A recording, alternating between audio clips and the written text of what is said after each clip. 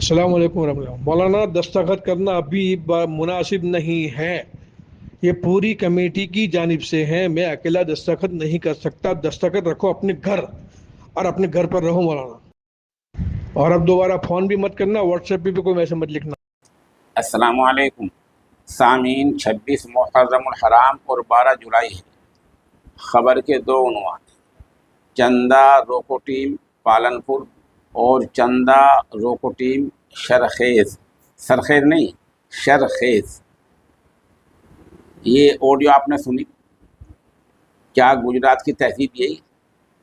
क्या गुजरात के उलमा ने यही काम किया?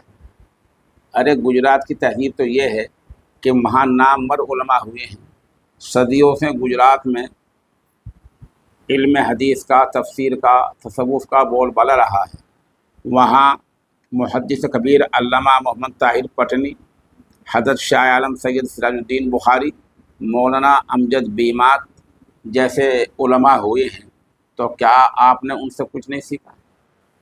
अभी भी आपकी किसी भी कमेटी में दारुल उलूम कंथारिया, फलाह दरैन तरकेसर गुजरात और उलमाए ढाबिल में से कोई नहीं है? क्या इन उलमा में आपको सरकर्दा और अहल अफराद नज़र नहीं आते? आप हर वो काम करते जा रहे हैं जिससे आप चंदा मुआविन न बनकर आप चंदा लोको टीम की हैसियत इख्तियार कर जा रही हैं। दरअसल चंदा टीम पालनपुर ने एक ऐलान किया है। ये ऐलान आप स्क्रीन पर देख सकते हैं। इस पर किसी के दस्तखत नहीं है। ऐलान सुनिए। जुमला ज़िम्मेदारान मदारिस व सुफराए किराम को मुत्तला किया जाता है कि साल के दरमियान चंदे के लिए माह सफ़र और रबीउल अव्वल में तस्दीक दी जाती थी, लेकिन इस साल हालात साजगार न होने की वजह से तस्दीक व इजाज़तनामा नहीं दिया जाएगा। लिहाजा कोई इस वक्त चंदे के लिए ना आए। आइंदा हालात इत्मीनान बख्श होंगे तो वक्त तय करके इत्तला दे दी जाएगी। ये ऐलान है बराए ज़िला बनास, कांठा, पटन, महसाना, और ये गुजरात चंदा रोको कमेटी है पालनपुर की। इस आवाज़ से, ऑडियो से आपने अंदाज़ा लगा लिया कि इन लोगों के अखलाक कैसे हैं। और ये गुजरात के अखलाक नहीं है। गुजरात की तहजीब बहुत अच्छी है। मैंने वहाँ उलमा के नाम गिनाए, वहाँ नामवर उलमा हुए हैं। ये गुजरात की तहजीब नहीं है, ये गुजरात को बदनाम करा रही है। उधर दूसरी चंदा रोको कमेटी शरखेज़ की है, जो आजकल पंजाब के इलाके में घूम रही है। पंजाब के इलाके में कल ये टीम मोहाली जाती है। वहाँ पूछते हैं कितने बच्चे हैं। मोहतिन साहब ने जवाब दिया कि बच्चे 50 हैं। टीम कहते हैं यहाँ तो 35 हैं। मोहतिन साहब ने कहा 3-4 बच्चे छुट्टी गए हुए हैं, बाकी बच्चे कुरान खाने के लिए घर पे गए हुए हैं। कहा नहीं, बस 35 ही। सवाल ये, आप किस तरह माहौल पैदा करना चाह रहे हैं? मैंने कल भी अर्ज़ किया था कि हरियाणा, पंजाब, हिमाचल जो उजड़े दियार हैं, जो तक़सीम वतन के वक्त इस्लाम और अहले इस्लाम ने बिल्कुल उजड़ गए थे। बड़े मदारिस यहाँ के खंडर में तब्दील हो गए थे। बहुत सी मसाजिद, माबिद पर कब्ज़ा कर लिया गया था। सूरत हाल बहुत ज़्यादा अबतर हो गई थी। वहाँ जमअतुल उलमा हिंद की मेहनत से माशाल्लाह दोबारा सिलसिला शुरू हुआ है। इन लोगों की मेहनत से हालात यहाँ तक पहुँचे हैं। अब आप मांग रहे हैं वहाँ के 100 बच्चे कहाँ हैं? हरियाणा, पंजाब में, हिमाचल में, चंडीगढ़ में मदरसों में उमूमन 100 बच्चे लाना ये उल्टे घड़े में पानी भरने के बराबर है।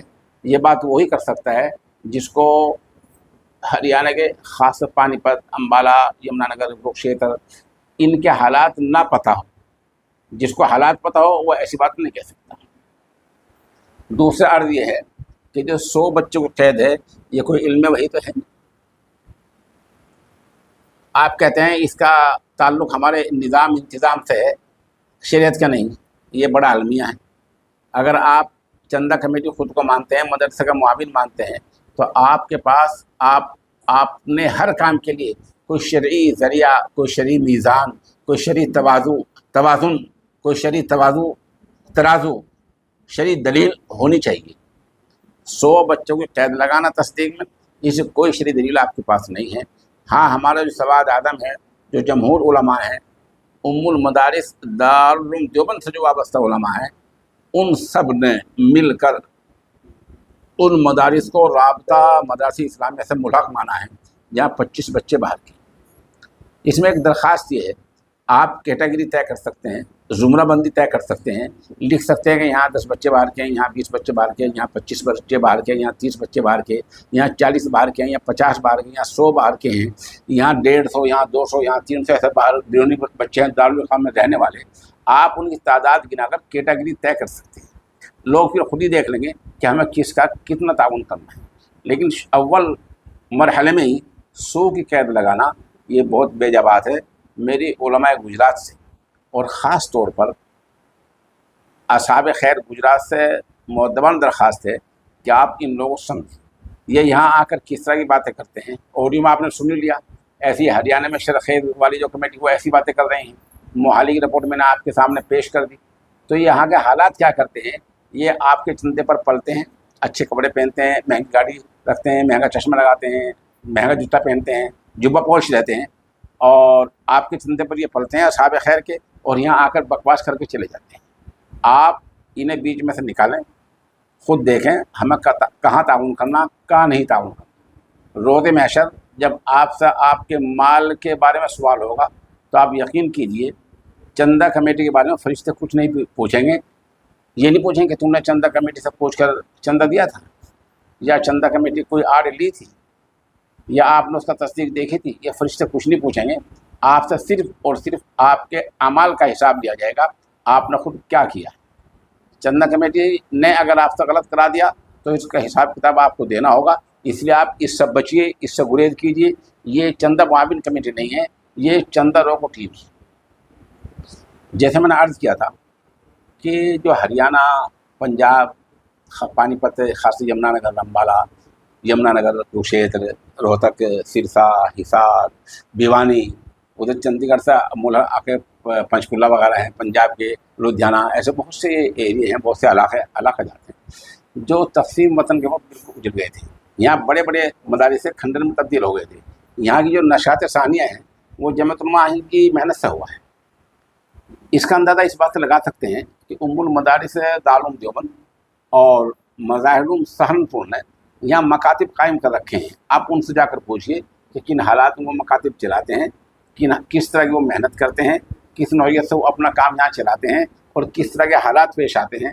آپ کو حالات کا تو پتہ نہیں ہوتا، اور آپ 100 بچوں کو قید لگا دیتے ہیں. بہرحال میری گزارش، میری دعا یہی ہے کہ اللہ تعالیٰ ان کمیٹیوں کو ہدایت دے اور یہ مدارس کی اہمیت کو سمجھ لیں. مدارس کا جو تعلق ہے وہ راست طور پر جناب رسول اللہ صلی اللہ علیہ وسلم سے ہے. اللہ کے رسول صلی اللہ علیہ وسلم نے جو اپنے پہلے صحابہ کرام کو جہاں پڑھایا بیٹھ کر اس کو اصحاب صفہ کہا گیا، وہیں سے تعلیم کا سلسلہ شروع ہے، اور شدہ ہوتے ہوتے یہ یہاں تک پہنچ گیا ہے. آپ کے کسی عمل سے اگر مدرسے کی تعلیم میں کوئی رکھنا پڑے گا، کوئی مدرسہ بند ہوگا تو آپ یقیناً اس سے ذمہ دار ہوں گے. ایک طرف تو ہمیں سرکار کی طرف سے بہت ساری شرطوں کو پورا کرنا پڑ رہا ہے، وہاں پریشانی کا سامنا ہے. ایک طرف بہت سے عوام جن کی اصلاح نہیں ہوئی ہے وہ مخالفت کرتے رہتے ہیں. جو رئیس کی کمی ہوتی ہے وہ چند لوگوں کو ٹیم پوری کر دیتی ہے. بہرحال میری دوبارہ اصحاب خیر سے گزارش ہے کہ آپ اپنے عمل کے خود جواب دیں. چند لوگوں ٹیم کیا کرتے ہیں اس کے آپ ذمہ دار نہیں ہیں. ادھر ارباب اہتمام سے گزارش ہے، کل بھی میں نے گزارش کی تھی کہ اس وقت شرخیز سے آئی جو چندہ روکو ٹیم ہے وہ پنجاب میں گھوم رہی ہے. آپ جو اپنے مدارس ہیں وہ محض اللہ کے بھروسے توکل اور اعتماد پر چلائیں اور کسی چندہ کمیٹی کے تعاون پر نہ چلائیں.